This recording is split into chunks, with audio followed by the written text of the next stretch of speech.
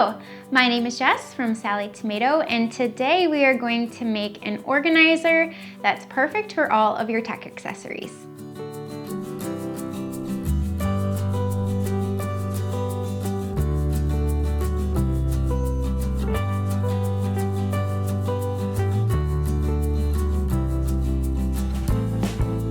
First of all, welcome to the Sallie Tomato YouTube channel.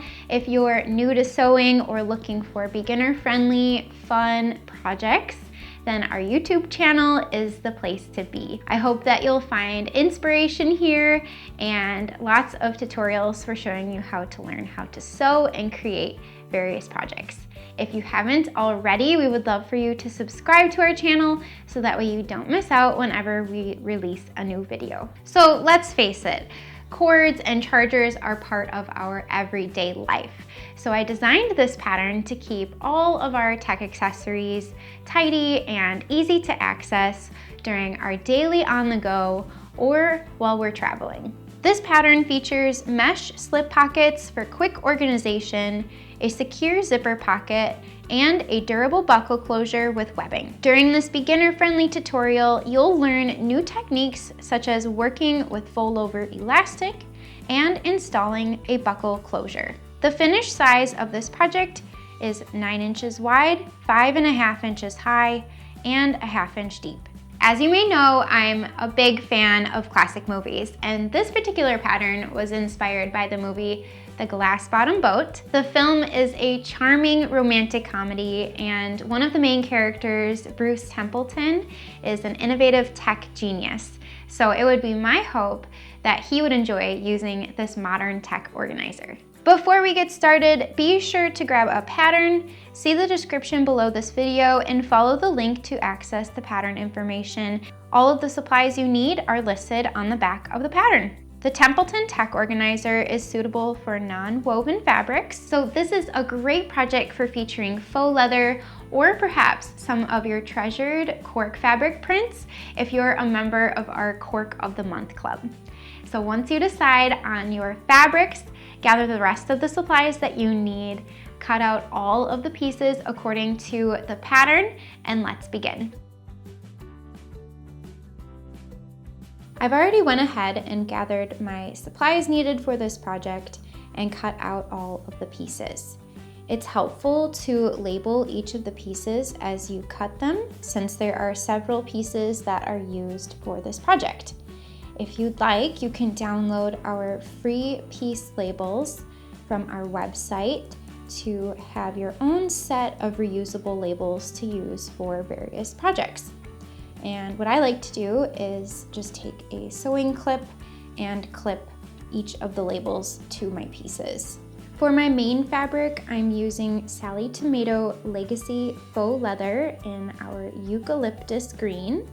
This is a really soft, durable material. We offer a variety of textures and colors of faux leather on our website, so there are lots of fun options to choose from. So I will use this material for my exterior. For my interior lining piece, I chose to use Sallie Tomato Turtle Tex, and this is a coated cotton that doesn't need any interfacing because it has a great structure. If you decide to use a cotton or a canvas, you'll want to cut out the interfacing listed in the cutting instructions and fuse it to the wrong side of your lining piece. You'll also need some double fold elastic, webbing, a zipper for the zipper pocket. I'm using Sallie Tomato zippers by the yard. These zippers have a nylon coil that you can cut and sew through. However, they have a metallic finish to appear as if they were made out of metal. So they look very professional and high-end in your project. If you need help getting the zipper pulls on the zipper tape, since we sell the zippers by the yard, the tape comes separate from the pulls. I have a separate video tutorial on our YouTube channel how to get the zipper pulls onto the tape if you need extra help. So be sure to check out the link in the description. For this project, we'll also need a side release buckle. This will be for the closure on our project. And finally, you will need some mesh for the pockets. I'm using Sallie Tomato mini mesh. This is a fine mesh. This mesh has smaller holes, which is nice because then your cords won't poke through the holes on the mesh. However, it is very durable and it has a bit of stretch to it. So when you're cutting out your pieces, make sure the stretch goes along the width of each of your pieces so the pockets will stretch as you add things inside them. The first step is to interface the interior. This section of instructions is optional. If you're using cotton or canvas material like I mentioned before, then you'll want to fuse the interfacing to the wrong side of interior piece B according to the manufacturer's instructions. I'm using Sallie Tomato Turtle Text for my interior panel, so I do not need to add any additional stabilizer to this material. Next, we'll attach the buckle closure. Position the side release buckle and webbing piece F for your buckle closure right sides up. Separate the buckle into 2 halves. Then thread each end of the webbing through 1/2 of the buckle. Fold the webbing end with the open half of the buckle to the underside according to the pattern and use a sewing clip to hold in place. Fold the webbing end with the prong half of the buckle to the underside according to the pattern and use sewing clips to hold that in place as well. Next, top stitch the prong half of the buckle in place by stitching a box with an X inside the box for reinforcement. I have a very narrow foot attached to my machine, which helps stitch close to the hardware and the edges of the webbing. Next, with right sides up, center the buckle closure along the length of main fabric piece A exterior, so the open half of the buckle is in from the left short edge according to the pattern. Use washi tape or Sew Tights magnets to hold the buckle closure in place. If your main fabric is directional, keep in mind that the left short edge of the exterior will be the bottom edge of the front flap once the organizer is assembled. So take a moment and make sure that your fabric and your closure are positioned correctly. Then top stitch a rectangle securing the webbing, beginning about 1 inch from the folded end with the open half of the buckle, and pivot, then sew 1/8 of an inch from the long edge.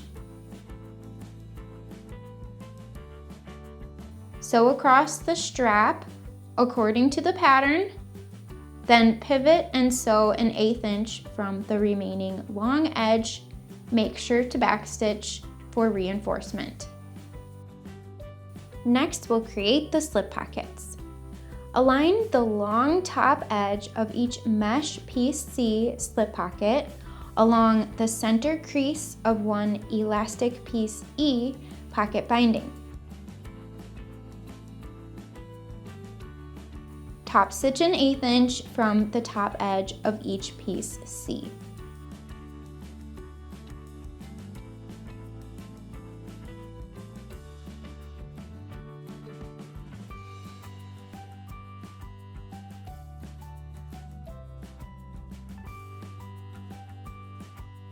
Then fold each pocket binding in half, covering the raw edge of the mesh, and top stitch 1/8 inch from the edge of each binding. I like to use a stiletto to help hold the elastic in place as I sew.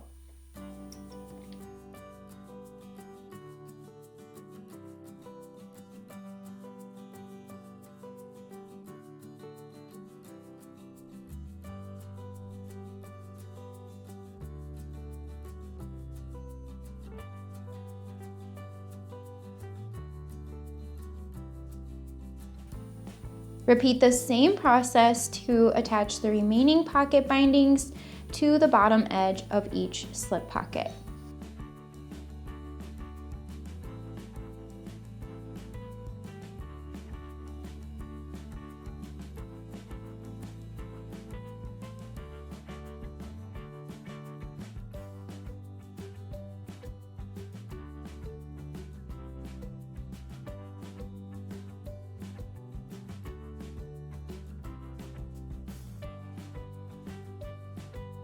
Next, with right sides up, position the top bound edge of one slip pocket according to the pattern in from the right short edge of the lining piece B for the interior.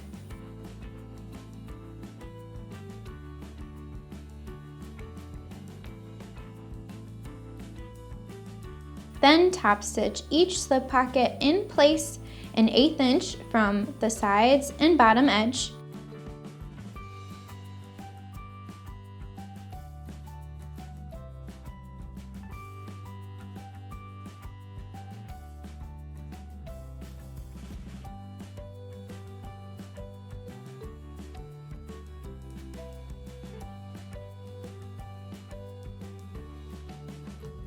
If you'd like, you can top stitch and back stitch dividing lines through each slip pocket as desired. For one of my pockets, I'm going to top stitch a dividing line through the center, and for my other slip pocket, I'm going to stitch 2 dividing lines to create 3 separate compartments.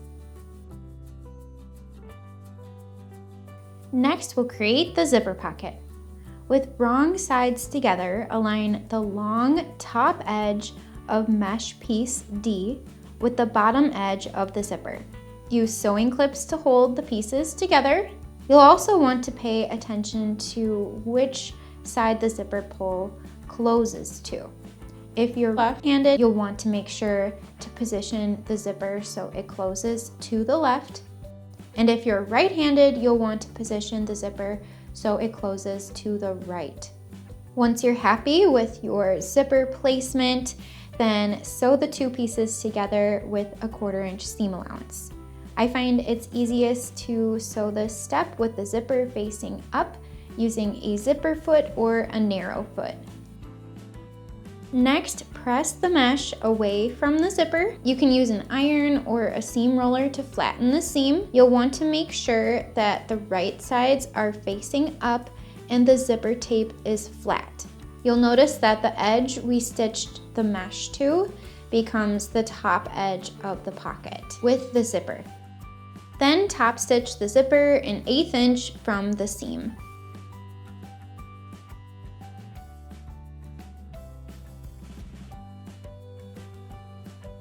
Next, with right sides up, align the sides and bottom edge of the zipper pocket with the left short edge of the interior. Use sewing clips to hold the pieces together. Then top stitch the zipper pocket in place an 1/8 of an inch from the outer edges of the pocket.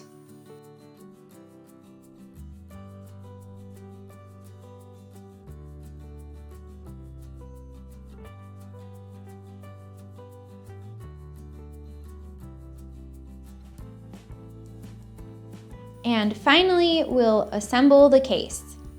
On the wrong side of the exterior, you'll want to mark according to the pattern away from each of the corners. Then draw a diagonal line between the adjacent corner marks. After marking each corner, cut along the marked diagonal lines to angle each corner.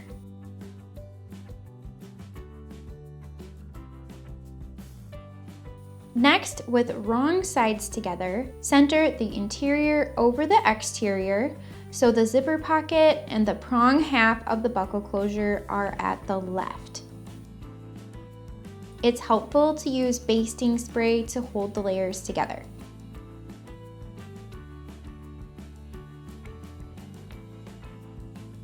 Then fold each of the exterior edges towards the interior, making sure to align the mitered cornered edges. Use lots of sewing clips to hold the edges in place. Then over at the sewing machine, top stitch an 1/8 inch from the raw edges of the exterior, making sure to move the buckle closure as needed. And as you sew, if you find that your presser foot is sticking to your non-woven fabric, I highly recommend using a Teflon foot or a non-stick foot for the top stitching.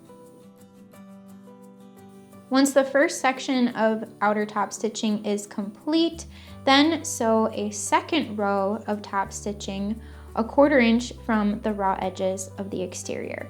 These 2 rows of top stitching will help flatten the outer edges for a professional finish, as well as conceal the inner raw edges of the interior.